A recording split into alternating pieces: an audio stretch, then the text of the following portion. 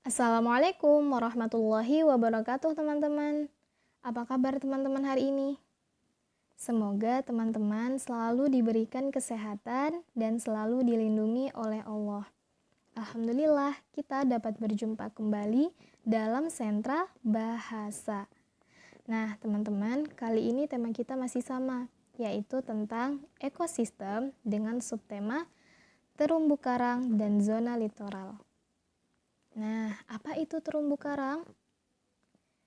Terumbu karang, ya, ekosistem terumbu karang adalah ekosistem bawah laut yang terdiri dari kumpulan binatang karang yang hidup di dasar perairan laut. Nah, teman-teman, jadi terumbu karang ini merupakan kumpulan dari binatang karang, ya, yang hidup di dasar perairan laut. Warnanya itu ada warna-warni ya, teman-teman. Ada yang warna merah, ada yang warna biru, ada yang berwarna hijau, ada pula yang berwarna kuning. Nah, jadi dia memiliki warna yang bermacam-macam.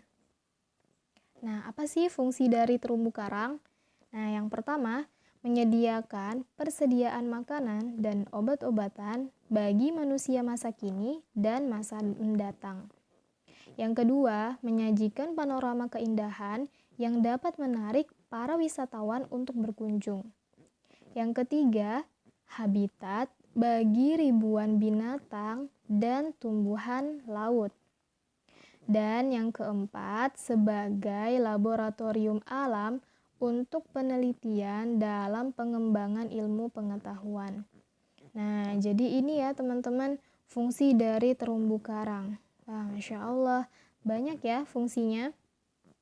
Nah, selanjutnya kita masuk ke zona litoral. Apa sih ekosistem zona litoral? Nah, ekosistem zona litoral adalah ekosistem yang berada pada wilayah pasang surut air laut. Teman-teman bisa lihat pada gambar ya. Nah, di gambar ini ada tulisan zona litoral 0 meter. Nah, di situ merupakan tempat zona litoral. Jadi dia berada di daerah pantai ya, masih di daerah pantai dan di antara pantai dan laut.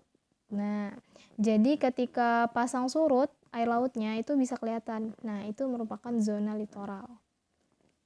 Nah, itu ya teman-teman, zona litoral. Lalu apa fungsi dari zona litoral?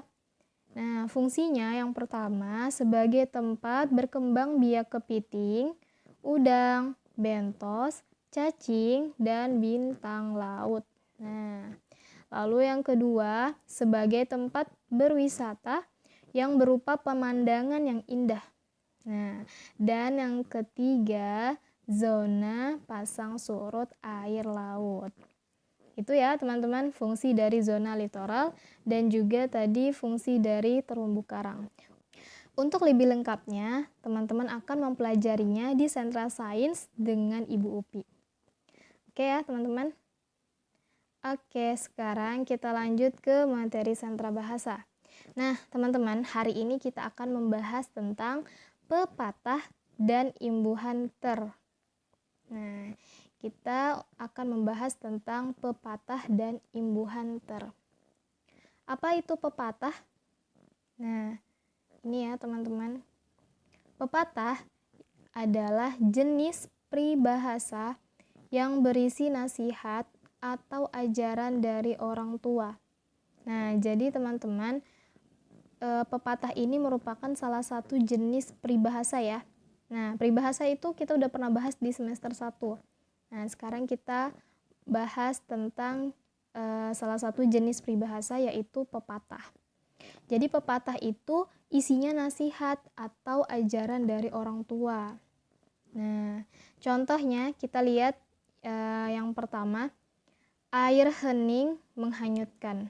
Nah, artinya orang yang pendiam tetapi memiliki banyak ilmu. Nah, ini ya teman-teman.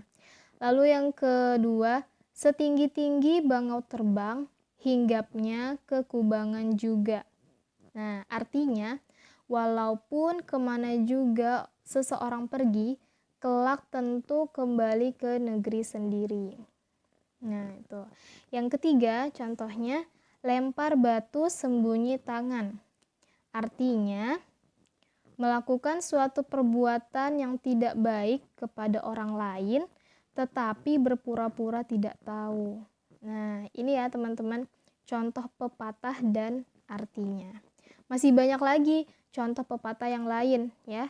Teman-teman bisa mencarinya di buku atau teman-teman juga bisa mencarinya di internet. Jadi banyak ya pepatah ini. Oke, kita lanjut ke imbuhan ter. Nah, imbuhan dalam bahasa Indonesia disebut afiks. Nah, suatu kata yang mendapat imbuhan akan mempunyai arti baru. Ada beberapa jenis imbuhan, antara lain me, ber, di, ter, pe, dan lain sebagainya. Nah, namun kali ini kita akan mempelajari imbuhan ter, ya. Nah, kita akan mempelajari tentang imbuhan ter. Salah satu arti dari imbuhan ter menyatakan paling, ya, paling. Contoh, Andi adalah anak yang tertinggi di kelasku. Nah, kata tertinggi artinya paling tinggi, ya. Andi adalah anak yang paling tinggi di kelasku. Nah, lalu contoh yang kedua, harga buku ini termahal dibanding buku-buku yang lain. Termahal artinya paling mahal. Nah, itu ya teman-teman arti dari imbuhan ter. Nah, masih banyak lagi. Teman-teman bisa cari contoh kata yang memiliki imbuhan ter di buku atau di koran. Nah, itu banyak sekali teman-teman contohnya. Nanti teman-teman boleh cari contoh yang lainnya. Oke ya, teman-teman? Oke. Nah, selanjutnya kita masuk ke pekerjaan tugasnya, ya. Yang pertama, silahkan teman-teman cari dan tulislah minimal 5 pepatah dan jelaskan artinya. Nah, silahkan teman-teman cari di internet atau di buku pepatah ya, minimal 5 pepatah, lalu teman-teman jelaskan arti dari pepatah itu apa. Yang kedua, silahkan teman-teman buat minimal 10 kalimat dengan menggunakan imbuhan ter. Nah, jadi teman-teman boleh buat seperti yang Bu Sukma buat tadi ya di slide sebelumnya. Itu ada kalimat dengan menggunakan imbuhan ter. Nah, jadi teman-teman silahkan buat 10 kalimat lainnya dengan menggunakan imbuhan ter. Teman-teman boleh cari dulu katanya, kata yang memiliki imbuhan ter. Bisa teman-teman cari di buku atau teman-teman bisa juga cari di koran ya. Karena banyak tuh di koran atau di buku kata yang memiliki imbuhan ter. Oke? Buat minimal 10 kalimat dengan menggunakan imbuhan ter. Dan yang terakhir, teman-teman boleh hias semenarik mungkin ya.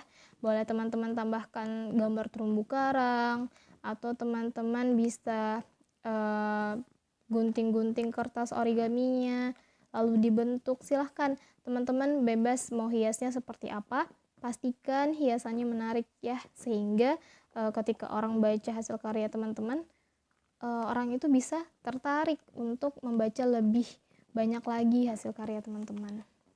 Oke teman-teman? Oke, alhamdulillah Ibu rasa cukup untuk hari ini. Semoga teman-teman diberikan kemudahan untuk menyelesaikan pekerjaan hari ini. Bu Sukma tutup ya. Billahi taufiq wal hidayah. Assalamualaikum warahmatullahi wabarakatuh.